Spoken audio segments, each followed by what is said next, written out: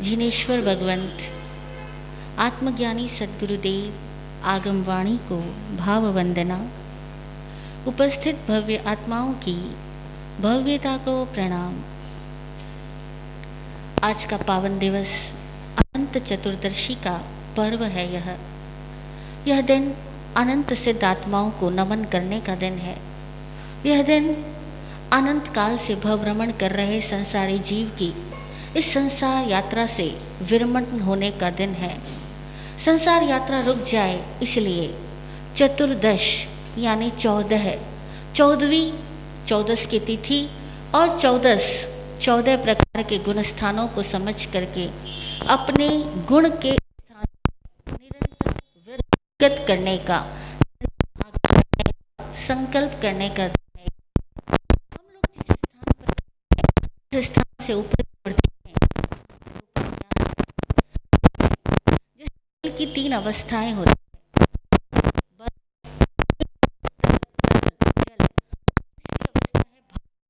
जहाँ वो हवा के अंदर मिल जाता है। जैसे जल, ठोस, द्रव और गैस, इन 3 अवस्थाओं में मिलता है। ठीक इसी तरह हम आज जिस अवस्था में हैं वहाँ से हमारे पास में 2 अवस्थाएं और बाकी है। एक है ठोस हो जाए, चेतना जड़ हो जाए। चेतना जड़ हो जाए तो निरंतर रास को प्राप्त करेगी, उसकी अवगति होती रहेगी। चेतना जड़ हो जाती है तो वो पृथ्वी का रूप हो जाती है। वह पेड़ पौधे बन जाएगी, वह अग्नि जल वायु बन जाएगी, वो स्थावर जीव के रूप में पैदा हो जाएगी। अथवा वो और ज़्यादा जड़ हो जाएगी तो हो सकता है नरक के रूप में पैदा हो जाए। उसके भीतर में बस ठोसता है। ठोसता किस बात की? अंधेरा ही अंधेरा होगा। उसके भीतर के अंदर अज्ञान ही अज्ञान होगा। उसके भीतर के अंदर की संवेदनाएं स्वार्थ में इतनी घनीभूत केंद्रित हो जाएगी कि स्वार्थ के बाहर कभी वो निकल ही ना पाए। उस अवस्था को कहते हैं चेतना का पतन, प्राणों का अति पतन। वो अवस्था होती है नरक की अवस्था, निगोद की अवस्था, स्थावर काय जीवों की अवस्था।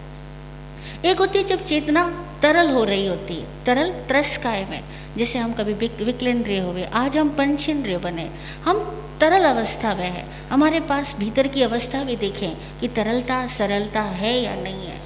तरलता सरलता होती है तो वो हमेशा प्रवाहित होती है। हम लोग अगर प्रवाहशील है, हमारे भावनाएं अगर निरंतर विज्ञान में हैं, जागृति है और हमारे भीतर के अंदर करुणा का रस अगर अपलावित होता है तो यह चेतना तरल बनी रहती है। तरल चेतना अक्षर मनुष्य से मनुष्य गति में यात्रा करती है, लेकिन कभी कभी वो तरल चेतना अगर सम्यक ज्ञान का अभाव मिले तो मनुष्य गति की बजाय तिर्यंच गति में भी चली जाती है। ये तिरछे लोक में हम लोग हैं। तिरछे लोक में इंसान और पशु मुख्य रूप से रहते हैं। देवता भी रहते हैं, लेकिन देवता अलग फ्रिक्वेंसी में हैं, हम उन्हें देख नहीं पाते। लेकिन जब चेतना वाष्पीकृत होती है, यानी उसकी तरलता विकसित होती है, उसकी तरलता बढ़ती है और उसके भीतर की ऊर्जा ऊर्ध्व गमन को प्राप्त करती है, तो ऊर्जा ऊपर उठती हुई हमें स्वर्ग लोक की तरफ, देवलोकों की तरफ ले जाती है। जरूरी नहीं हम मरने के बाद ही देवलोक जाएं। अक्सर लोग समझते हैं कि मरने के बाद ही कोई जीव देवलोक में जाता है। हम इस शरीर में रहते हुए भी अपनी भाव शक्ति को इतनी पवित्र बना ले, अपनी प्राण ऊर्जा को ऊर्ध्वगामी बना ले, तो हमारे लिए हमारी प्राण ऊर्जा इसी समय देवलोकों का सृजन कर देती है और देवलोकों से हमारा साक्षात्कार होना शुरू हो जाता है। ऐसे ऋषि मुनि इस भारत में सदा रहे हैं और रहेंगे भी, जो कि अपनी प्राण ऊर्जा को इतना ऊर्ध्वगामी और पवित्र बनाते हैं कि देवता उनके लिए प्रत्यक्ष हो जाते हैं। जब उनकी प्राण ऊर्जा देवताओं के साथ साक्षात्कार करती है, वे लोग देवताओं के साथ बात करते हैं और वार्ता करते हैं, और तब उन्हें यह भी समझ में आता है कि देवलोकों में जाने पर भी अगर व्यक्ति सम्यक बोधि के अभाव में देवलोक में पैदा हुआ है, सम्यक दृष्टि के अभाव में देवलोक में जन्म लिया है, तो वो देवता बन करके भी एक अलग तरह की विवशता को ही महसूस करेगा। एक ऐसी विवशता है जो हम इंसान महसूस करते हैं। एक ऐसी विवशता है जो पशु लोग महसूस करते हैं, पशु जीवन के जीने वाले पशु लोग महसूस करते हैं। एक ऐसी विवशता है जो नरक के लोग महसूस करते हैं। एक ऐसी विवशता है जो कीड़े मकोड़े महसूस करते हैं। एक ऐसी विवशता है जो पेड़ पौधे महसूस करते हैं। ऐसी ही एक अलग तरह की विवशता है जो देवता महसूस करते हैं। देवता बन कर के भी सम्यक बुद्धि नहीं है तो वे भी विवश है। विवश बोले तो परवश है, वे भी परेशान है, वे भी दुखी है। अब दुख के कारण कुछ भी हो सकते हैं, बाहर में कोई भी कारण हो सकता है, भीतर में एक ही कारण होता है और वो एक कारण होता है कि भीतर प्रकाश का अवतरण नहीं हुआ, भीतर ज्ञान का प्रकाश प्रस्फुटित नहीं हुआ, भीतर विषय कांक्षाएं छूटी नहीं, विषयों की पकड़ मौजूद है, तब तक देवता में भी जीव दुखी ही रहता है। इसलिए प्राचीन ऋषि मुनि कहते थे कि पूरा संसार एक आवर्त की तरह है। आवर्त कैसे होता है? जैसे पानी के अंदर जल गोल गोल घूमता है, जिसको भंवर कहते हैं, भंवर जाल आवर्त है। और ये आवर्त किसका है? तो वो कहते हैं जे गुणे से आवट्टे, जे आवट्टे से गुणे। ये जो गुण है वह आवर्त है। गुण क्या? शब्द, रूप, गंध, रस और स्पर्श, पांचों इंद्रियों के 5 विषय, यही 5 गुण हैं। ये 5 गुणों का एक आवर्त है और हम सारे लोग निरंतर इन शब्द, रूप, गंध, रस, स्पर्श के अंदर लीन रहते हैं। और इसमें लीन रहने के हम अनेकों नाम दे देते हैं। कुछ लोग उत्सव के नाम पर इनमें लीन रहते हैं। उत्सव जैसे कि आजकल लोग देवी देवताओं की पूजा का, विसर्जन का उत्सव मनाते हैं। और इन सारे उत्सवों में क्या करते हैं? किसका विसर्जन करते हैं? किसका विसर्जन करते हैं हम लोग? हम देवताओं को बनाते हैं, देवताओं का विसर्जन करते हैं। क्यों करते हैं? भारतीय संस्कृति एक अद्भुत विशेषता रखती है। वो कहती है कि देवी देवता भी हो, उससे भी बंधो मत, देवी देवताओं से भी लगाव मत रखो। देवी देवता की पूजा का समय आया, पूजा करी, लेकिन जैसी पूजा पूरी हुई उसका विसर्जन भी कर दो। अरे लगातार तुमने 10 दिन तक, 11 दिन तक, 15 दिन तक जिसको अपना इष्ट मान करके दिन रात जिसके आगे दिया जलाया है, दिन रात जिसके आगे मोमबत्ती जलाई है, दिन रात जिसके आगे तुमने पूजा अर्चना की है, नृत्य गान किया है, भक्ति गीत गाए हैं, जहाँ मंत्र जाप किया है, जहाँ आराधना की है, जहाँ ध्यान लगाया है, जहाँ तुमने दिन रात एक करके आराधना भक्ति पूजा अनुष्ठान किया, उस देवता को भी 15वें दिन ले जा करके, अनंत चतुर्दशी के दिन ले जा करके जल में प्रवाहित कराओ, उसका भी विसर्जन कर दो। क्या मतलब हुआ? मतलब यह हुआ कि किसी को पकड़ो मत, किसी की पकड़ मत बनाओ, देवता की भी पकड़ मत बनाओ। देवता को पकड़ लिया तब भी नरक में जाना पड़ सकता है, देवता को पकड़ लिया तब भी नरक में जाना पड़ सकता है। का मतलब जरूरी नहीं कि मर के नरक गति में पैदा हो। इसका अर्थ यह हुआ कि देवता बन के भी अंदर में अंधेरा ही रहेगा। नरक मतलब अंधेरा, अंदर में अंधेरा ही रहेगा। इसलिए इसकी भी पकड़ ना बननी, इसको भी छोड़ दो। हमारे यहाँ किसी आदर्श को पकड़ने की बात नहीं, किसी इष्ट को पकड़ने की बात नहीं है, किसी शब्द, चित्र, रूप को भी पकड़ के रखने की बात नहीं है। क्योंकि देवता जिसकी मूर्ति हमने बनाई वो क्या है? एक आकृति तो है, एक रूप ही तो है। और जिस मंत्र का जाप किया वो भी एक शब्द है। और शब्द और रूप ये 2 काम गुण बताए गए हैं। ये कामना पैदा करते हैं, शब्द भी और रूप भी। शब्दों की कामना भी इतनी गजब की होती है कि हमें हर पल नए शब्द सुनने को चाहिए, ये शब्दों की कामना है। रूप की कामना, हर पल नया रूप देखने को चाहिए।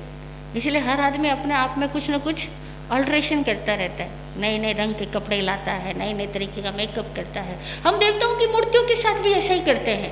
हर दिन नई आंगी रचाते हैं, हर दिन नए तरीके से उनको वस्त्र पहनाते हैं, नए तरीके के उनके ऊपर साज श्रृंगार करते हैं, उनको आभूषण पहनाते हैं, क्योंकि हमें हर दिन नया रूप चाहिए। ये काम गुण है, शब्द भी काम गुण है और रूप भी काम गुण है। और शब्द और रूप में आसक्त हुआ व्यक्ति इस संसार में ही परिभ्रमण करता रहेगा, उसके भीतर अंधेरा ही बना रहेगा। तो जिन्होंने देवताओं तक जाना, उन्होंने कहा देवता भी कई बार अंधेरे में ही जीते हैं और अधिकांश देवता भी अंधेरे में हैं। उनके भीतर प्रकाश नहीं हुआ। बाहर उजाला होने से क्या, भीतर प्रकाश घटित नहीं हुआ। तो इन मुनियों ने, इन साधुओं ने दुनिया को ज्ञान दिया कि तुम देवता बनने की भी कामना मत करना, और जो देवता जिसकी तुम उपासना कर रहे हो उससे भी बंधना मत। जरूरत पड़े तो पूजा आराधना करो, उसके बाद में इसका भी विसर्जन कराओ। संबंध का स्थापन, संबंध स्थापना अगर चित्त की गहराइयों में हो गई तो तुम्हारी चेतना उसके आगे गति नहीं कर सकती है, और हमें किसी देवता तक ही नहीं रुकना है।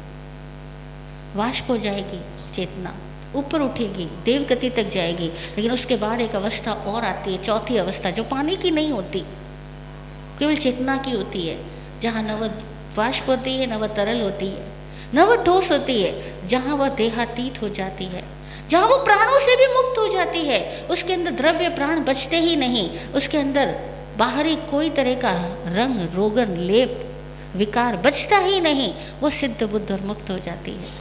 और वह सिद्ध बुद्ध और मुक्त कब होती है? तो कहा जब वह अयोगी होती है तब वो सिद्ध होती है।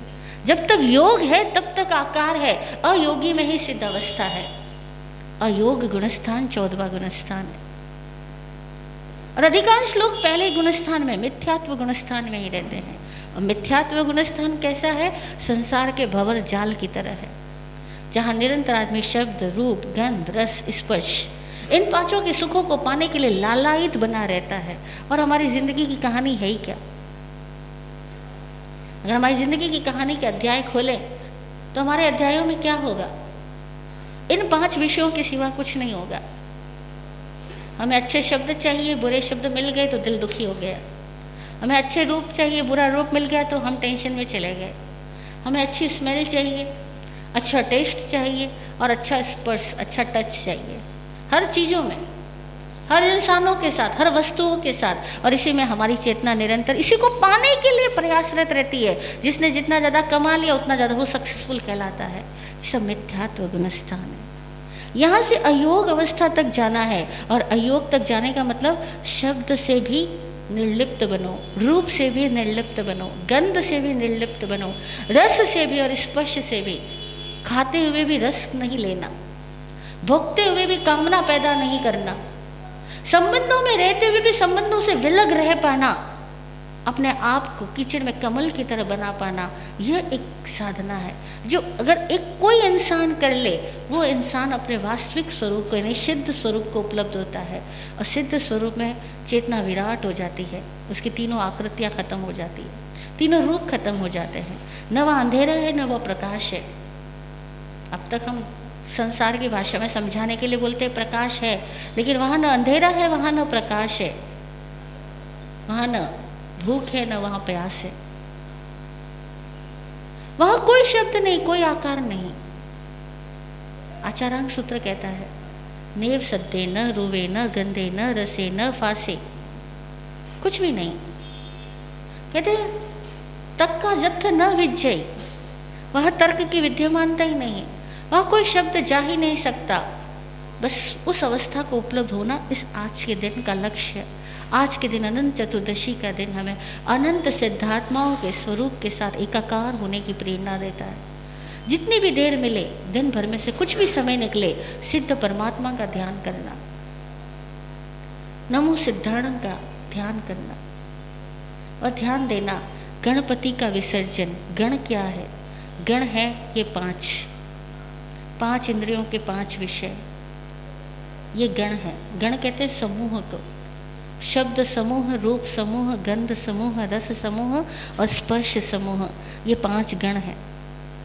इनका पति मन, गण का पति गणपति मन। 5 इंद्रियों का स्वामी कौन है?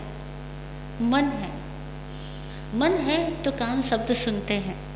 मन कहीं और चला जाए और यहाँ शब्द बोले भी जाए तो सुनाई नहीं पड़ेगा। सुनाई पड़ेगा? नहीं सुनाई पड़ेगा। सामने कोई इंसान बैठा हो और मन कहीं और चला गया तो वो इंसान का रूप भी दिखलाई नहीं पड़ेगा। ध्यान कहीं और लगा हुआ है तो गंध भी नहीं आती। मन उदास है तो टेस्टी खाने में भी रस नहीं रहता। चित्त किसी और के प्रति आकर्षित हो गया, अब अच्छे से अच्छा स्पर्श भी मिल जाए तब भी उसमें कोई गुदगुदाहट पैदा नहीं हो सकती। क्यों? क्योंकि 5 इंद्रियों का स्वामी है मन। मन रहता है तो शब्द, मन रहता है तो गंध, मन रहता है तो रस, सब कुछ मन की वजह से। गणपति का आध्यात्मिक अर्थ है गण इंद्रियों के समूह को कहते हैं, इंद्रियों के काम गुणों को कहते हैं, गुणों को ही गण, गण गुण, इंद्रियों के 5 काम गुणों को गण कहा गया। और गण का पति है मन, और गणपति का विसर्जन यानी मन का विसर्जन। 5 इंद्रियों में रस लेने वाले इस मन का विसर्जन कर देना, यह गणपति विसर्जन है। कितना भी सुंदर बनाया हो गणपति, कितना भी सुंदर सजाया हो यह संसार, लेकिन इस संसार को छोड़ना है। कहाँ से? बाहर से तो स्वतः छूटेगा, मन से छोड़ना है।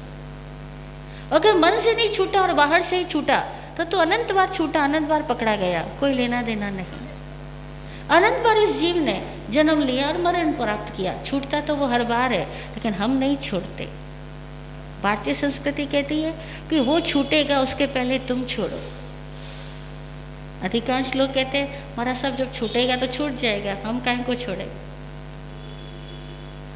जिस दिन मरेंगे उसी दिन छूटेगी एक बुरी आदत है, उसके पहले कैसे छोड़े।